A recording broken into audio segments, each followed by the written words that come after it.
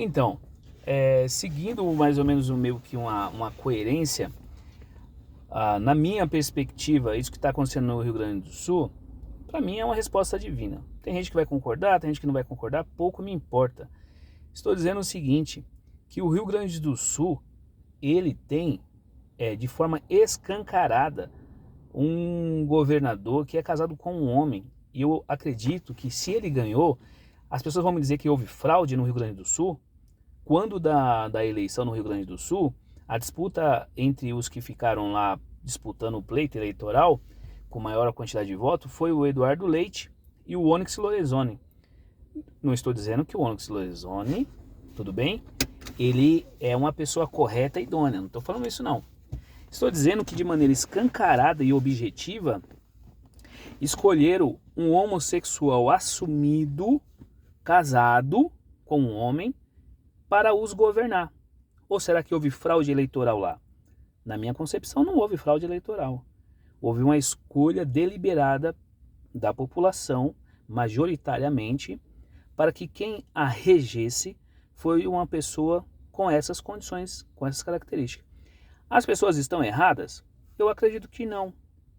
Da mesma forma que eu não acredito que esteja errada a pessoa que tem qualquer tipo de crença em outra questão que é divergente, no meu ponto de vista como cristão, na Bíblia.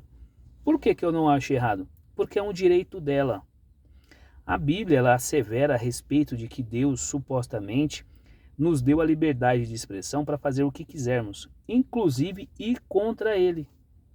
Só que ir contra Ele vai resultar num problema no que se refere à questão metafísica, é posterior. Então, o Estado, ele está em uma situação calamitosa, fora do consenso, fora do normal, mas não é simplesmente por uma questão de natureza, gente. Eu acho que é uma coisa que a gente tem que trazer para nós como reflexão.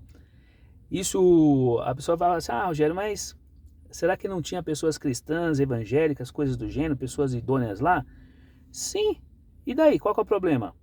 Quando da história bíblica, para quem acredita, para quem não acredita, problema de cada um, Ló saiu de Sodoma e de Gomorra, naquelas duas cidades, só que na saída saiu somente ele, a esposa e as duas filhas. A esposa não estava querendo sair da cidade, calamitosa, problemática, tanto que ela olhou para trás e virou uma estátua. Ló e suas filhas conseguiram caminhar mais um pouco, mas Ló ainda pertencia à cidade. Como é que eu sei disso? Porque primeiro encheu o boteco de cachaça. As filhas o embebedaram, mas elas embebedaram porque ele queria beber. Depois disso, o que ocorreu? Ele coabitou, ou seja, fez atividade, que eu não vou nominar aqui, com as filhas. Cada uma tiveram um filho. Quem tem a Bíblia aí vai ler lá que vai entender isso. Então, Ló saiu da cidade, mas a cidade não saiu da vida de Ló. Ele tinha comportamentos de Sodoma.